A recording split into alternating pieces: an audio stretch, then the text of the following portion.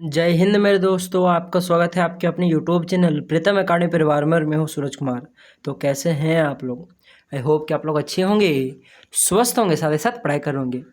तो जैसा कि स्क्रीन पे आप लोग देख रहे हो, जो आपका झारखंड पॉलिटेक्निक का जो 2024 में एंट्रेंस एग्ज़ाम होने वाला है, उसके लिए 30 VBI important viral objective questions आपके लिए लेकर आए हैं, जो आपके एग्ज़ाम में डायरेक्ट पूछे जाएंगे। जैसा कि जिन बच्चों ने 10th क्लास पढ़ा है हमसे, उनको पता होगा कि प्रीतम अकाडमी क्वेश्चंस कैसा भिड़ाती है, यहाँ तक कि ऑप्शंस तक मैच कर जाते हैं। तो उसी प्रकार से पॉलिटेक्निक का भी हालत होगा, टेंशन लेना है। बहुत ही मोस्ट इंपॉर्टेंट क्वेश्चंस आपको करा के देंगे, ठीक है। इसी टाइप के क्वेश्चन आते हैं और ये सभी प्रश्न ऐसे हैं जो प्रीवियस ईयर में पूछे गए हैं, या फिर ऐसे प्रश्न भी मैं बोल सकता हूँ जो पूछे जाने के बहुत ज़्यादा उसके सार है, यानी पूछे जाने के बहुत ज़्यादा ऑप्शंस है। तो इस प्रकार से हम लोग कुछ मोस्ट इंपॉर्टेंट क्वेश्चंस लेकर आए हुए हैं, ठीक है। 30 प्रश्न है, इसमें हम लोग फिजिक्स और केमिस्ट्री दोनों कवर करेंगे, ठीक है। और ये हमारा सेट नंबर 2 का वीडियो, ये सेट नंबर 2 है। इससे पहले मैंने सेट 1 का वीडियो डाला हुआ है, आज ही डाला हुआ है। और इसी प्रकार से मैं आपको कई सारा सेट्स करा के दूंगा, फिजिक्स केमिस्ट्री का, मैथमेटिक्स का भी होगा, टेंशन लेना आपको। तो चलिए स्टार्ट करते हैं। सबसे पहला प्रश्न देख लो, ये आपके यहाँ से भौतिकी विज्ञान यानी कि फिजिक्स शुरू होता है। यहाँ से लिखा हुआ है कि मुख्य बल जिसके कारण अधिकांश पिंड गति करते हैं तथा यथास्था रहते हैं, यह बल है, ठीक है। तो बेसिकली कहने का मतलब ये है कि कोई पिंड है जो अपने जगह पे स्थिर है, या फिर बोलो एक फिक्स जगह पे वो रोटेट कर रहा है, या बोलो कि वो घूम रहा है, या फिर किसी का चक्कर लगा रहा है। ये सभी बेसिकली सौर मंडल की बात चल रही है। जैसे हमारी पृथ्वी सूर्य का चक्कर लगाता है, सूर्य जैसे एक जगह पे खड़ा है, यूँ समझ लीजिए। खड़ा तो नहीं है, आप लोग आगे चल के पढ़िएगा, पर अभी अपनी मोटा मोटी यूँ समझ लीजिए, ठीक है। तो बड़े बड़े पिंड आखिर ये गति कर रहे हैं, ये क्यों? आखिर ऐसा कारण, हमारी पृथ्वी पर धरती पर कोई एक पत्थर रखा हुआ है, तो आखिर वो रखा ही हुआ क्यों है? तो ये सभी के पीछे सिर्फ एक ही बल उत्तरदायी है, जो कि है गुरुत्वाकर्षण बल। याद रख लीजिए बात। तो इसीलिए इस क्वेश्चन का जो सही आंसर हो जाएगा 1 नंबर का ऑप्शन, गुरुत्वाकर्षण बल। यही कारण है कि गुरुत्वाकर्षण बल के कारण कोई पिंड गतिमान है या कोई पिंड स्थित है, या आप लोग बोल सकते हो कि वो कोई फोर्स अनुभव करता है, ठीक है। तो चलिए आगे बढ़ते हैं नेक्स्ट प्रश्न की ओर। लिखा है यहाँ पे, निम्न तरंगों में से जो तरंग निर्वात में संचालित नहीं हो सकती वह है। तो सबसे पहली बात, तो यहाँ पे जितनी चीज़ें सभी एक तरंग है। प्रकाश भी एक तरंग है, ठीक है। रेडियो जो तरंग निकलता है वो भी एक तरंग ही होता है। एक्स रे भी एक प्रकार का तरंग, और ध्वनि भी एक प्रकार का तरंग है। क्वेश्चंस को सिर्फ क्वेश्चन जैसा मत देखिए, क्वेश्चंस में आप और क्या क्वेश्चंस ऐड कर सकते हो उसको भी ध्यान दीजिए। ऐसा भी प्रश्न बन सकता है, बताइए ध्वनि है, एक दे देगा तरंग ऑप्शन में, तो उसको तरंग मारना है। तो क्वेश्चंस के थ्रू से क्वेश्चंस करना सीखिए, तो आप लोग ज़्यादा बेटर होगा आपके लिए। तो मैं बता दूं, आप लोगों ने सुना होगा कभी कि अगर आप लोग कभी स्पेस में जाते हो जहाँ हवा नहीं, जहाँ पे निर्वात हो, वहाँ पे ध्वनि संचरित नहीं हो सकती। आप कितनों भी चीखो चिल्लाओ, आपके यहाँ से आपके दोस्त अगर आपके पास बगल में, तो उसको सुनाई नहीं पड़ेगी, क्योंकि वहाँ पे हवा नहीं है। ध्वनि जो है उसको संचरण होने के लिए किसी माध्यम की जरूरत पड़ती है, और निर्वात में कोई माध्यम नहीं होता है। तो इसलिए आपके पास 4 नंबर ऑप्शन आपका बिल्कुल ही करेक्ट हो जाएगा, ध्वनि तरंग। चलिए आगे बढ़ते हैं। किलोवाट घंटा इकाई है, तो किलोवाट घंटा जो इकाई होता है वो ऊर्जा का इकाई होता है। याद रख लीजिएगा बात, 2 नंबर का ऑप्शन आपका करेक्ट हो जाएगा। 4 नंबर के प्रश्न पर आते हैं। देखिए 4 नंबर प्रश्न लिखा है कि एक व्यक्ति दूरदृष्टि दोष से पीड़ित है। किस दृष्टि दोष से पीड़ित है? दूरदृष्टि दोष से पीड़ित है। तो इसका कारण है, सबसे पहली बात तो दूरदृष्टि दोष में होता क्या है कि जो मतलब जो व्यक्ति है जिसको दूरदृष्टि दोष है, उसको दूर की वस्तु तो साफ दिखाई पड़ती है, परंतु निकट की वस्तु साफ दिखाई नहीं पड़ती है, ठीक है। तो उससे तो ये चीज़ क्लियर हो गया कि ऑप्शन नंबर 1 और 2 ही में से कोई करेक्ट होगा, बाकी ये सब तो करेक्ट होगा नहीं, क्योंकि देख लो यहाँ पे निकट स्थित बिंदु को लेकर बात की गई है, और निकट दूरदृष्टि दोष में निकट बिंदु का ही दिक्कत होता है, ठीक है। तो इन दोनों में से कौन सा ऑप्शन सही होगा? पहला में लिखा है कि निकट स्थित वस्तु का बिंब चक्षु लेंस यानी कि जो मैंने बोला था इससे पहले सेट वाला वीडियो में कि उत्तल लेंस होता है, ठीक है, उसी को हम लोग चक्षु लेंस बोलते हैं, या क्रिस्टलीय लेंस भी बोला जाता है, ठीक है, से रेटिना के आगे बनता है। देख लो, मान लो ये हमारा नेत्र है, ये आपका चक्षु लेंस, और यहाँ पे पीछे में ये वाला रेटिना है आपका। तो जो आपके पास दूरदृष्टि दोष होता है ना, उसमें रेटिना के पीछे बनता है प्रतिबिंब, जिस कारण से ऐसा प्रॉब्लम आता है, ठीक है। और निकट दृष्टि दोष में क्या होता है कि रेटिना के आगे बनता है, इस कारण से ऐसा प्रॉब्लम आता है। तो इसीलिए जो दोनों लिखा है कि निकट स्थित वस्तु का बिंब, कौन सा बिंब? निकट स्थित वस्तु का बिंब, यानी मान लो जैसे कि मेरे सामने एक कंप्यूटर रखा हुआ है, जो कि कुछ ज़्यादा दूरी पर नहीं है, निकट बिंदु है मेरे लिए, ठीक है। तो वो कंप्यूटर का जो प्रतिबिंब मेरा आंख में बन रहा है वो रेटिना के पीछे बन रहा है, यानी रेटिना के इस साइड में कहीं बन रहा है। अगर ऐसा होता तो मुझे लगता है कि मुझे चलो भाई दूरदृष्टि दोष है, परंतु मेरा ऐसा है नहीं कुछ। तो इसलिए आई होप कि आपको चीज़ें समझ में आ गई है। कि दूरदर्शी दोष में क्या होगा कि जो बिंब है वो आपका बिंब का जो प्रतिबिंब है वो रेटिना के पीछे बनता है। तो इसलिए 2 नंबर का ऑप्शन आपका बिल्कुल ही करेक्ट हो जाएगा। चलिए आगे बढ़ते हैं नेक्स्ट प्रश्न की ओर। लिखा है कि मानव आंख प्रतिबिंब को रेटिना पर फोकसित करता है। तो भाई साहब जो फोकस करने का ये जो सिलसिला है ये बेसिकली जो आपका चक्षु लेंस है या फिर बोलो जो आपका लेंस है आंख का, उसकी वक्रता तिर्यता के बदलाव के कारण होता है। ठीक है, तो 3 नंबर का ऑप्शन आपका 5 नंबर का करेक्ट हो जाएगा। चलिए 6 नंबर के प्रश्न पर आते हैं। लिखा है कि सेल्सियस पैमाने पर मापा गया ताप यदि -10 डिग्री सेल्सियस हो तो उसका मान केल्विन पैमाने पर होगा।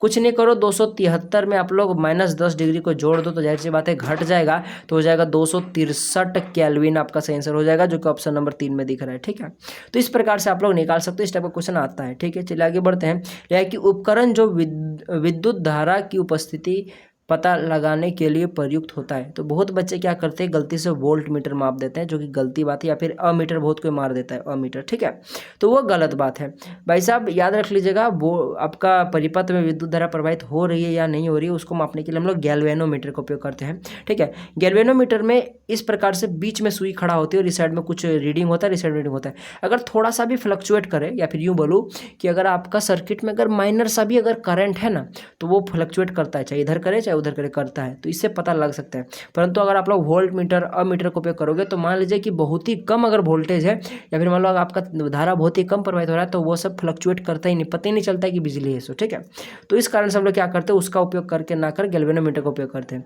अच्छा, सौर ऊर्जा का स्रोत है, जो सौर है उसका सौर ऊर्जा यानी कि जो बोलो सीधा सीधी बात करो, जो सूरज में जो एनर्जी इतना हमें दे रहा है, आखिर उसका क्या कारण है, तो याद रख लीजिएगा नाभिकीय संलयन के कारण। जुड़ना, संलयन का मतलब जुड़ना होता है, तो नाभिकीय संलयन कारण हमें सूरज इतनी गर्मी और इतनी ऊर्जा दे पाता है, इतना प्रकाश दे पाता है, याद रख लीजिएगा बात। ठीक है, अच्छा लिखा है यहाँ पे रेडियोधर्मी पदार्थ वे हैं जो, तो याद रख लीजिएगा रेडियोधर्मी पदार्थ वे होते हैं जो आपका जो विकिरण उत्सर्जित कर स्वतः विखंडित हो जाते हैं। रेडियोधर्मी पदार्थ वे होते हैं जो विकिरण उत्सर्जित करते हैं, विकिरण निकालते हैं, साथ ही साथ वो खुद स्वतः ही विखंडित हो जाते हैं, विघटित हो जाते हैं। इसलिए आपके पास 1 नंबर का ऑप्शन हो जाएगा, यही करेक्ट हो जाएगा। चलिए आगे बढ़ते, ये बेसिकली डेफिनेशन वेस्ट क्वेश्चन था। चलिए 10 नंबर प्रश्न आता है, लिखा है कि निम्नलिखित में से कौन सा मूल कण जिसकी उपसंरचना नहीं है, तो उपसंरचना की बात चली, जिसकी नहीं है तो याद रख लीजिएगा ड्यूट्रॉन हो जाएगा। ठीक है, तो ये सब आप लोग छोटे छोटे क्वेश्चन ये सब याद रख लीजिएगा, ये सब क्वेश्चन डायरेक्ट पूछा जाता है एग्जाम में। नाभिकीय ऊर्जा के उद्गम का कारण है, तो नाभिकीय ऊर्जा का जो उद्गम का कारण है याद रख लीजिएगा, ये जो आपका नाभिकीय ऊर्जा होता है, इसमें होता क्या है कि पदार्थ के मास को क्या किया जाता है, उसको कुछ मास को ऊर्जा में कन्वर्ट किया जाता है। तो इसीलिए हो जाएगा द्रव्यमान के अल्पांश भाग को या फिर बोलो अल्पांश का ऊर्जा में बदलना। यानी कोई अगर मान लीजिए ऐसा पदार्थ है जिससे आपका नाभिकीय ऊर्जा हम लोग निकाल सकते हैं, उस पदार्थ का छोटा सा अंश क्या होता है, उसका जो मास है, मान लीजिए कि 10 किलो मास है, उसमें से मान लो 1 किलो मास क्या हो गया कि आप लोग उसको ऊर्जा में बदल सकते हो। तो यूँ मोटा मोटी आप लोग याद रख सकते हो, 4 नंबर का ऑप्शन आपका करेक्ट हो जाएगा। अच्छा, रॉकेट किसके सिद्धांत पर कार्य करता है, ये क्लास 9th में भी बहुत ज़्यादा आता है क्वेश्चन। तो याद रख लीजिएगा, जो आपका रॉकेट जिस सिद्धांत पर कार्य करता है वो सम्यक संरक्षण सिद्धांत पर कार्य करता है, या फिर न्यूटन के गति के तीसरे नियम पर। ठीक है, तो आपके पास 3 नंबर का ऑप्शन कट हो जाएगा। ऐसा क्यों होता है, देखो रॉकेट आपका ऊपर जाता है ना, ऐसा क्यों होता है, क्योंकि रॉकेट के पिछुआ में इसका फ्यूल जलता है। ठीक है, पिछुआ में इसका आग लगा होता है, तो वो क्या करता है, बहुत फोर्स से निकलता है आपका उसका फ्यूल, या फिर बोलो कि ईंधन जलने के बाद गैस बहुत नीचे से नीचे की ओर बहुत स्पीड से निकलता है, जिस कारण से न्यूटन के गति के तीसरे नियम के अकॉर्डिंग जितना बल आप लोग किसी चीज़ पर लगाओगे, सेम उतना ही बल आपको आपको वो वस्तु आप पर लगाएगा। तो रॉकेट क्या करता है, नीचे की ओर जितना ताकत से धकेलता है, वही सेम ताकत क्या करता है, रॉकेट भी आगे की ओर जाता है। ठीक है, जिस कारण से क्या होता है कि रॉकेट ऊपर की ओर चलता चला जाता है। तो ये न्यूटन का गति का तीसरा नियम हो गया। चलिए आगे बढ़ते, लिखा है कि भारत का रोहिणी उपग्रह है, ठीक है, मिशन का उद्देश्य है, क्या है, एक संचार सेवाओं का विस्तार। रोहिणी उपग्रह का जो मुख्य कारण है वो क्या है, संचार सेवा का विस्तार। ठीक है, चलिए आगे बढ़ते हैं। या कि जब तरंग एक माध्यम से दूसरे माध्यम में संचरित होती है तो जो तरंग गुण अचर रहता है वह है, तो याद रख लीजिएगा, जब भी जो तरंग है वो एक माध्यम से दूसरे माध्यम में संचरित होती है, तब एक चीज़ है जिसको बोलते हैं हम लोग आवृत्ति, ये अचर होती है। ठीक है, याद रख लीजिए बात। इसलिए आपके पास 1 नंबर का ऑप्शन 14 नंबर के क्वेश्चन का ये करेक्ट हो जाएगा। 15 नंबर प्रश्न पर आते हैं, लिखा है कि जो उपग्रह मौसम की भविष्यवाणी में काम आता है तो वो कौन सा उपग्रह है जो मौसम की भविष्यवाणी में काम आता है? तो ध्रुवीय कक्ष उपग्रह, ध्रुवों की कक्ष में जो उपग्रह स्थित है हमारा सैटेलाइट सब, वही सब क्या करते हैं, हमारे मौसम की भविष्यवाणी में मदद करता है। ठीक है, चलिए आगे बढ़ते हैं हम लोग। अच्छा, हेबल्स के नियमानुसार हमसे दूर जा रही निहारिकाओं का वेग, तो याद रख लीजिएगा, हेबल्स के नियमानुसार जो हमसे दूर जा रही निहारिकाएं है ना, वो जैसे जैसे दूर जाता है उसका जो वेग है वो और ज़्यादा बढ़ते चला जाता है, यानी कि दूरी के साथ बढ़ता जाता है। तो इसलिए दोनों क्वेश्चन आपका करेक्ट हो जाएगा। चलिए आगे बढ़ते हैं हम लोग नेक्स्ट प्रश्न की ओर। देखिए अब यहाँ से हमारा रासायनिक विज्ञान शुरू होता है। और एक चीज़ मैं बता दूँ, ये जो मैं PDF आपको पढ़ा रहा हूँ, ये सारा PDF आपको फ्री ऑफ कॉस्ट दिया जाएगा, टेंशन नहीं लेना, ताकि आपकी बेटर तैयारी हो, क्योंकि प्रीतम एकेडमी ज़्यादा से ज़्यादा फ्री एजुकेशंस पर बिलीव करती है। हम लोग आप लोग से बस उतना ही लेते हैं जितना में हमारा बस पेट चल पाए, उससे ज़्यादा हम लोग ना ही उम्मीद करते हैं, ना ही हम आपसे लेना पसंद करते हैं। ठीक है, बस आप लोग से क्या मांगते हैं कि चैनल को सब्सक्राइब कर दीजिए, वीडियो को जरूर लाइक कीजिएगा, अपने दोस्तों तक जरूर शेयर कीजिएगा। बस हमें इतना दे दो, बाकी हम लोग और कुछ नहीं चाहते आपसे। ठीक है ना। तो भाई साहब, जब तक प्रीतम एकेडमी है आप लोग को टेंशन बिल्कुल भी नहीं लेना है, आपको क्वालिटी ऑफ एजुकेशन मिलेगा। ठीक है, तो भाई साहब इस बात पे लाइक जरूर कर दीजिएगा, चैनल को सब्सक्राइब जरूर कर दीजिएगा। अब यहाँ से हमारा केमिस्ट्री शुरू हो रहा है। और ये PDF आपको कहाँ मिलेगा? हमारे इस वीडियो के डिस्क्रिप्शन में आपको हमारे व्हाट्सअप चैनल का लिंक मिलेगा, आप लोग वहाँ जाके ज्वाइन हो जाएगा, वहाँ पे हम लोग भेज के रख देंगे, आप लोग वहाँ से डाउनलोड कर सकते हो। ठीक है। अच्छा, लिखा है कि लोहे की चादरों को जिंक की सतह के ढक देना कहलाता है। सीधा सीधी पर बताता हूँ, क्वेश्चन थोड़ा इधर उधर हो गया। देखो लिखा है कि जो लोहे की चादर होती है, लोहे की जो वस्तु होती है, उस पर जो जिंक चढ़ाया जाता है, ठीक है, वह कौन सी प्रक्रिया के कारण होता है? फिर बोले कि उस प्रक्रिया का क्या नाम है? तो उसको हम लोग गैल्वेनीकरण बोलते हैं। क्या बोलते हैं? गैल्वेनीकरण। जिंक प्लेटिंग मत कर दीजिए, गलत हो जाएगा। गैल्वेनीकरण, जिसको हम लोग यसद लेपन भी बोलते हैं। तो ऑप्शन में यसद लेपन भी हो सकता था, तो ये करेक्ट हो जाएगा। लिखा है यहाँ पे, थर्माइट अभिक्रिया में धात्विक ऑक्साइड का उपचयन किया जाता है। तो धात्विक ऑक्साइड का उपचयन थर्माइट अभिक्रिया में एल्यूमिनियम के क्रिस्टलों द्वारा किया जाता है। तो इसलिए आपके पास एक नंबर का ऑप्शन करेक्ट हो जाएगा, एल्यूमिनियम द्वारा। लिखा है यहाँ पे, एंजाइम पेप्सिन परिवर्तित करता है। तो मैंने आपको पढ़ाया हुआ था, ये सब क्वेश्चन से याद कीजिए, जब मैंने 10th क्लास का इंपॉर्टेंट क्वेश्चन लिया था। एंजाइम पेप्सिन क्या करता है? प्रोटीन का पाचन करता है। तो इसी कारण से प्रोटीन को अमीनो अम्ल में बदलना, इसको अब तुक्का भी आप लोग मार सकते हैं, तो पर याद रख लीजिएगा, पेप्सिन एंजाइम प्रोटीन को अमीनो अम्ल में बदलता है। चलिए नेक्स्ट प्रश्न की ओर बढ़ते हैं। यहाँ पे लिखा है कि दूध में पाए जाने वाला डाइसैकेराइड है। तो भाई साहब लैक्टोज, याद रख लीजिए बात, ऐसे याद रख लीजिए, दूध में लैक्टोबैसिलस, दही में भी लैक्टोबैसिलस पाया जाता है। मैं ट्रिक बता रहा हूँ आपको याद करने का। और दही क्या एक प्रकार का दूध ही है, तो इस प्रकार से लैक्टोबैसिलस, लैक्टोज, इस तरह करके आप लोग याद रख सकते हो। ठीक है, चलिए आगे बढ़ते हैं हम लोग, ये सब ट्रिक मैं आपको बता दिया। अच्छा, निम्नलिखित में से कौन सी धातु ठंडे जल से क्रिया कर H2 गैस उत्पन्न करती है? तो यहाँ पे एक ही जो है, जो कि कैल्शियम है, यही जो सबसे अधिक क्रियाशील है यहाँ में से, और यही है जो ठंडे जल से भी क्रिया कर कैल्शियम ऑक्साइड बनाती है, कैल्शियम हाइड्रोक्साइड बनाती है, और क्या बनाती है? H2 गैस देती है। ठीक है, तो आपके पास 4 नंबर का ऑप्शन आपका करेक्ट हो जाएगा। चलिए हम लोग आगे बढ़ते हैं। देखिए नेक्स्ट प्रश्न लिखा है कि निम्नलिखित में से कौन से तत्व की विद्युत ऋणात्मकता सबसे अधिक होती है? ठीक है, इलेक्ट्रोनेगेटिविटी आप लोग पढ़िएगा 11 क्लास में। तो जितने भी 17 ग्रुप के एलिमेंट्स होते हैं ना, उसमें से जो सबसे पहला जो फ्लोरीन आता है, ये सबसे अधिक बेमान तत्व है। आप लोग पढ़िएगा पूरा पीरियोडिक एलिमेंट में, मतलब जितने भी तत्व होते हैं आप लोग बहुत विस्तार से पढ़िएगा। तो फ्लोरीन होता है, उसके बाद क्लोरीन होता है। तो दोनों में से जो भी ऑप्शन में दिखेगा आप लोग मार दीजिएगा। यहाँ दोनों दिख रहा है तो फ्लोरीन को प्रायोरिटी दीजिए, क्योंकि ये सबसे ज़्यादा बेमान होता है। ठीक है, चलिए आगे बढ़ते हैं। लिखा है कि ओजोन परत का क्षरण होता है, या फिर यूँ बोलो कि ओजोन परत का जो क्षति हो रहा है वो किस कारण से हो रहा है? तो क्लोरोफ्लोरोकार्बन के कारण, जिसको हम लोग CFC बोलते हैं। ठीक है, तो आपके पास 2 नंबर क्वेश्चन आपका करेक्ट हो जाएगा। लिखा है ग्लोबल वार्मिंग मुख्यतः किस गैस के कारण होती है? तो याद रख लीजिएगा, कार्बन डाइऑक्साइड के कारण, और एक होता है मीथेन, जिसको हम लोग CH4 बोलते हैं। इन दोनों के कारण ही हमारा जो पृथ्वी का तापमान है वो दिन प्रतिदिन बढ़ता चला जाता है, और यही तापमान की वृद्धि को हम लोग क्या बोलते हैं? ग्लोबल वार्मिंग बोलते हैं। ठीक है, जिसको ग्रीन हाउस प्रभाव भी बोला जाता है हिंदी में। देखिए 25 नंबर के पास लिखा है कि AL मतलब यहाँ एल्यूमिनियम है। ठीक है, तो एल्यूमिनियम का एक एस्क होता है, एल्यूमिनियम जिससे प्राप्त होता है।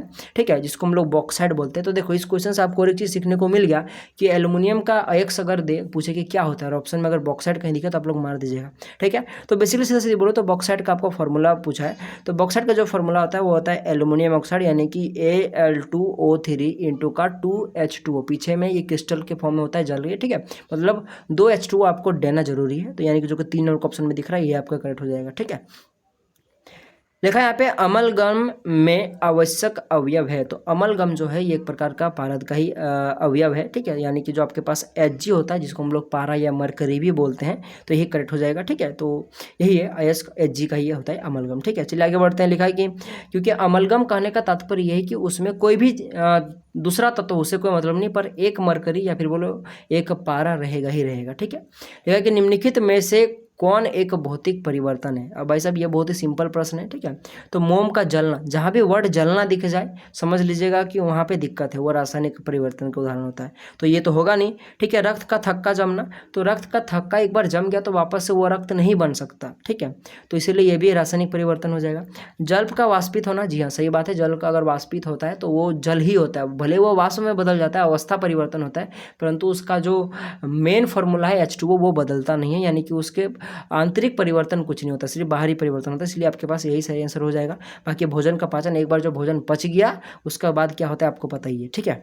लिखा है यहाँ पे आधुनिक आवर्त सारणी आधारित है। तो आधुनिक जो आवर्त सारणी है वो परमाणु क्रमांक, ठीक है, जिसको हम लोग परमाणु संख्या भी बोलते हैं, उस पर आधारित होता है। तो ये आपके पास 4 नंबर का ऑप्शन आपका करेक्ट हो जाएगा। और मेंडलीव का जो आवर्त सारणी था वो किस पर डिपेंड करता था, तो परमाणु द्रव्यमान पर, याद रख लीजिए बात, ठीक है। ये भी प्रश्न आ सकता था, ठीक है, ऐसा ही प्रश्न आता है था, ऐसा ही प्रश्न आ सकता है कि आधुनिक आवर्त सारणी किसके आवर्त फलन होते हैं, या फिर मेंडलीव का आवर्त सारणी किसके आवर्त फलन होते हैं। तो मेंडलीव का आवर्त फलन पूछे तो द्रव्यमान, और अगर आधुनिक पूछे तो संख्या, ठीक है, आवर्त परमाणु संख्या। लिखा है कि आवर्त सारणी के किसी आवर्त में बाएं से दाएं जाने पर, यानी बाएं से अगर दाएं जाने पर प्रायः क्या नहीं होता है, तो परमाणु त्रिज्या घटती है, जाहिर सी बात है, क्योंकि जैसे आप लोग बाएं से दाएं जाओगे आपका नाभिक में जो आपका न्यूट्रॉन और प्रोटॉनों की संख्या वो बढ़ेगी, जिस कारण से क्या होता है कि परमाणु को साइज डिक्रीज करता है, ठीक है, क्योंकि प्रोटॉन क्या करते हैं, इलेक्ट्रॉनों को अट्रैक्ट करते हैं, और प्रोटॉन की संख्या अगर ज़्यादा होगी तो उसको ज़्यादा जोर से अट्रैक्ट करेगा, ठीक है, ज़्यादा पॉजिटिव चार्ज होने के कारण, तो वो त्रिज्या घटती है, ठीक है। और आयनिक विभव बढ़ता है, ये भी बात सही है, आप लोग पढ़ोगे 11 क्लास में, ठीक है। और लेकिन जो यहाँ पे इलेक्ट्रॉन बंधुता लिखा है घटती, ये गलत बात है, क्योंकि यहाँ पे इलेक्ट्रॉन बंधुता भी बढ़ती है बाएं से दाएं जाने पर, विद्युत ऋणात्मकता इलेक्ट्रोनेगेटिविटी भी बढ़ती है, इसी कारण से तो फ्लोरीन जो सबसे इधर होता है, जो कि 17 ग्रुप का एलिमेंट है, वो सबसे बेमान होता है, ठीक है। और आयनिक विभव ये भी बढ़ता है, परंतु यहाँ में से जो आपके पास ये इलेक्ट्रॉन बंधुता जो कि बढ़ना चाहिए था, पर यहाँ पे लिख दिया घटते, यानी कि यही आंसर हो जाए, क्योंकि यही गलत है यहाँ पे, ठीक है। चलिए आगे बढ़ते हैं लास्ट प्रश्न की ओर। लिखा है यहाँ के निम्नलिखित ईंधन में से किसका ऊष्मायन सबसे ज़्यादा है। तो सबको पता है कि हाइड्रोजन का ऊष्मायन सबसे ज़्यादा होता है, इसलिए आपके पास यही करेक्ट आंसर हो जाएगा। और इस प्रकार से हम लोगों ने 30 मोस्ट इंपॉर्टेंट क्वेश्चंस कर लिया। आप लोग ये PDF लेने के बाद आप लोग डायरेक्टली हम लोग के यहाँ पे लिंक लगा हुआ है, आप लोग हमारे यूट्यूब चैनल पर विजिट कर सकते हो, या हमारे टेलीग्राम ग्रुप पर जाकर ज्वाइन हो सकते हो, हमारे व्हाट्सअप जो चैनल या फिर ग्रुप है उस पर जाकर ऐड हो सकते हो। और ये जो वीडियो सभी हैं जो कि पॉलिटेक्निक का लिया जा रहा है, ये सभी के लिए हम लोगों ने एक अलग से प्लेलिस्ट क्रिएट कर दिया है, वो प्लेलिस्ट का लिंक भी आपको इस PDF में मिल जाएगा। अब बोलोगे सर PDF मिलेगा तब तो PDF आपको हमारे व्हाट्सअप ग्रुप के लिंक, व्हाट्सअप ग्रुप से आप लोग जाकर डाउनलोड कर सकते हो, और उसका लिंक आपको इस वीडियो का डिस्क्रिप्शन में मिल जाएगा, और वहाँ पे ये सभी तमाम चीज़ों का भी लिंक आपको मिल जाएगा, तो आप लोग जाके हमारे साथ जरूर ज्वाइन हो जाइएगा। इसी प्रकार से आपको और भी कई सारे वीडियो मिलेगा, आपको टेंशन लेना है, ठीक है। तो चलिए मिलेंगे अगले वीडियो में, तब तक के लिए जय हिंद, जय भारत, और आपका दिन शुभ हो।